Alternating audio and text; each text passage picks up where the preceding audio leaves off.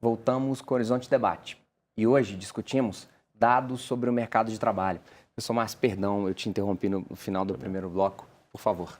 A gente estava tentando ser um pouquinho mais didático do que aconteceu anteriormente nesse país.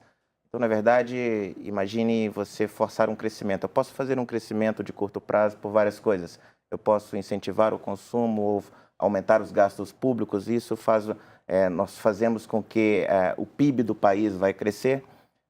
Só que gera um problema que vem no próximo período, que é o próximo ciclo, é que a economia ela vai crescer por demanda, mas não vai conseguir crescer por oferta. E aí você gera um problema sobre pressões de preços, a economia gera inflação e a economia gera déficit público. Eis o que nós tivemos anteriormente. Então, nós tivemos um ciclo de crescimento, esse ciclo de crescimento ele gerou consequências. As consequências vão para os próximos. Então, nós somos os próximos que temos que conviver com esse problema. Então, nós temos um problema de inflação, um problema de déficit público acumulado que virando dívida pública só crescente, que num cenário que taxa de juros teve que crescer para combater a inflação, gerou um grande problema hoje de capacidade do Estado de financiar um novo crescimento e nós chegamos na situação que estamos hoje. Então, veja bem que, olha aqui, nós já entramos numa tendência de queda da taxa de juros, o Banco Central veio cortando taxa de juros, coisas que não tinha feito antes, cortes de 1 ponto percentual, antes era bem menor do que isso, muito mais tímido. E mesmo com a tendência nas últimas 4 reuniões de queda na taxa de juros, a economia se recuperou muito pouco.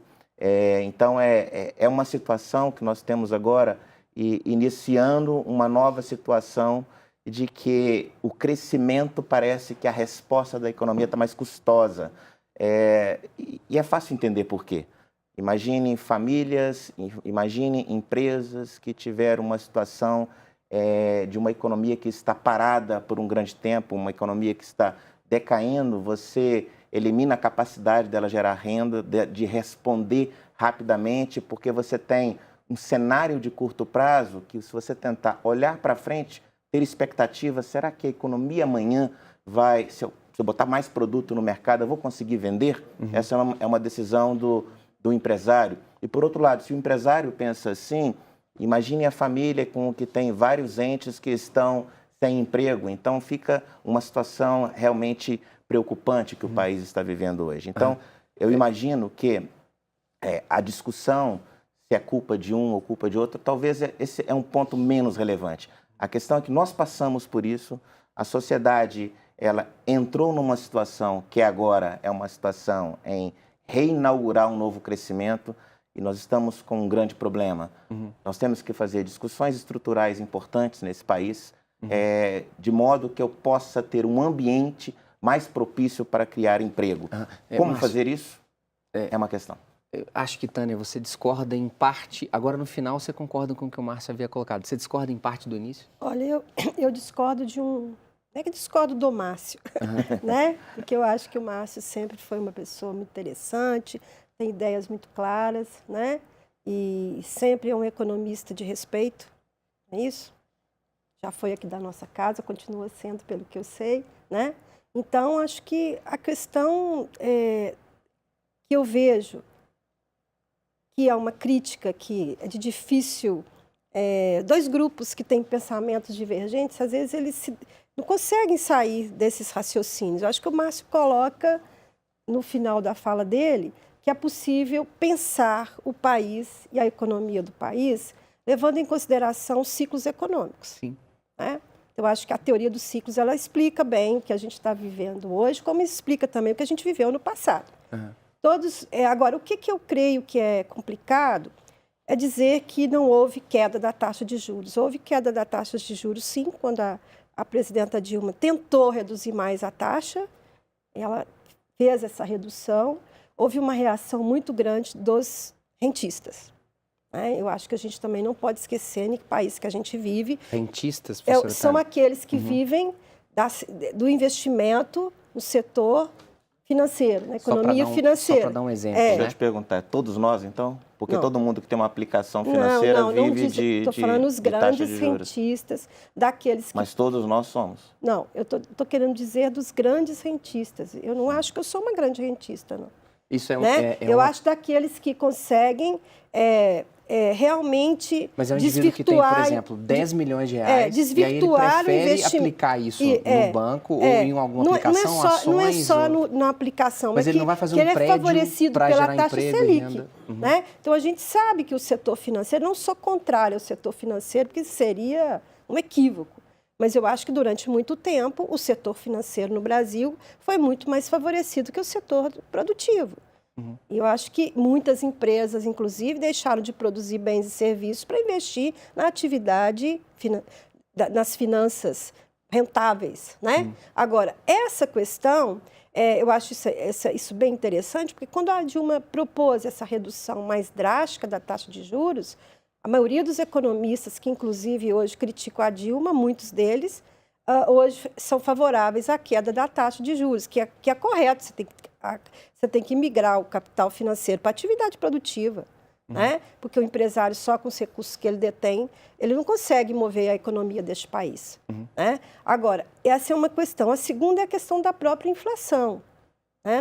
Nós tivemos alguns momentos que a inflação cresceu a mais do que o esperado, mas tinha a meta de inflação. Né? E nós agora ainda estamos vivendo um período inflacionário, mesmo com todos os cortes que esse governo tem realizado atualmente. Né? Então, acho que a grande questão que eu vejo é que nós fizemos o para casa, né? Usando políticas de cortes, de redução de investimento, cortes grandes na nossa economia. A política liberal ou neoliberal, como é que queiram que chamem, ela deu a sua contribuição para o nosso país, mas ela também gerou muitas distorções. Agora, Guilherme, né? Quando esse jovem, filho dessa sociedade que teve acesso à renda, aí ele foi à faculdade, ele pagou a faculdade com o ProUni, mérito, ganho da sociedade com os governos Lula e Dilma, ele pagou a faculdade com o FIES. Esse sujeito, quando se formou, ele encontrou um mercado de trabalho receptivo? Afinal de contas, a gente está falando disso, porque em janeiro a gente viu que a produção de soja do Mato Grosso, por exemplo, não teve como escoar porque as estradas estavam em frangalhos, né? É dessa infraestrutura que a gente está falando, é escoar o que a gente tem de produto mineral, agrícola e de dar emprego para a população. É essa infraestrutura que você colocava no primeiro bloco? Bom, só para colocar aqui, eu gosto muito de criticar não apenas governos Lula e Dilma. Assim como eu critico o FHC, critico o Michel Temer agora, a minha questão é muito mais econômica do que política. O político que está lá e os instrumentos que ele utiliza são os alvos da minha crítica, independente de quem esteja. E não a grande questão... não houve tempo onde vocês economistas estudaram tanta política. Exatamente. Eu acho que o grande entrave hoje é mais político do que o econômico. Mas, enfim, a grande questão naquele período, de 2013 a 2014, foi que, sim, você teve um estímulo muito grande ao consumo, dando muito acesso a crédito, né? A demanda familiar cresceu em um ritmo muito acima da produção, que aí entra essa questão do investimento, que não houve um estímulo ao investimento. E chegou em 2014, meados de 2014, famílias altamente alavancadas, altamente endividadas, muitas até inadimplentes, com o nome sujo na praça, né? Negativadas. E bruscamente começaram a reduzir essas demandas. O que o varejo começou a sentir na ponta que lida lá com o consumidor final? Estava em um período próspero, né? A demanda estava lá nas alturas, começou a investir no seu estabelecimento, na contratação de novos empregados, novos trabalhadores. Com famílias altamente endividadas e a redução brusca na demanda, o custo se manteve lá em cima, porque o empresário ele tem um custo fixo, e as receitas não vinham. Né, justamente por conta desse comportamento, né, dessa facilidade. Não digo que a facilidade ao crédito é o principal motivo, mas ele ajudou, né, porque muito está aí também associado à questão da educação financeira, que hoje a gente sabe que no Brasil não é tão avançada assim. Né? Então, o que acontece? Eu tenho o meu custo bastante elevado, uma queda brusca nas receitas, e isso se torna insustentável no médio prazo.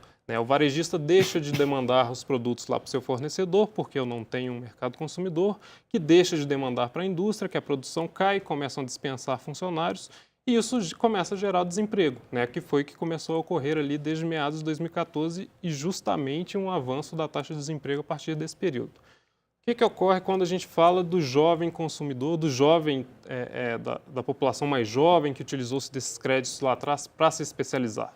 Essa foi uma das mudanças estruturais positivas que foram causadas, né, por essas políticas anteriormente. Hoje, né, eu li, não sei se vocês tiveram a oportunidade de ler, as 2 últimas cartas de conjuntura do IPEA falam justamente dessa mudança estrutural no mercado de trabalho. Hoje a gente tem uma população mais idosa, e quando eu falo idoso aqui eu não estou me referindo, né, à população idosa de fato, de 60 anos ou mais, mas uma população mais velha, né, uma força de trabalho mais velha, justamente por questões demográficas, né, a mudança na estrutura demográfica brasileira, né, baixas taxas, aumento da expectativa de vida, baixa taxa de natalidade, isso gera um envelhecimento da população, consequentemente gera um envelhecimento da força de trabalho, associado também com uma população mais qualificada do que anteriormente, justamente por questões como essa, de acesso à educação. Né? E esse acesso à educação começou lá atrás, né? Nos anos 2000, a gente já observava isso, no período Lula, né? Teve uma facilidade ainda maior com a implantação de programas, e em 2011, 2012 também. Esse foi um ponto positivo, justamente porque cada governo, né, nós podemos encontrar pontos positivos como pontos negativos. Claro que nem sempre eles acertam. E esse foi um ponto positivo que gerou uma mudança estrutural no mercado de trabalho. Mas o que a gente observa hoje quando a gente cruza dados do CAGED, que são dados apenas do mercado formal, CLT, com dados da PNAD, que também trata o setor, o trabalhador informal?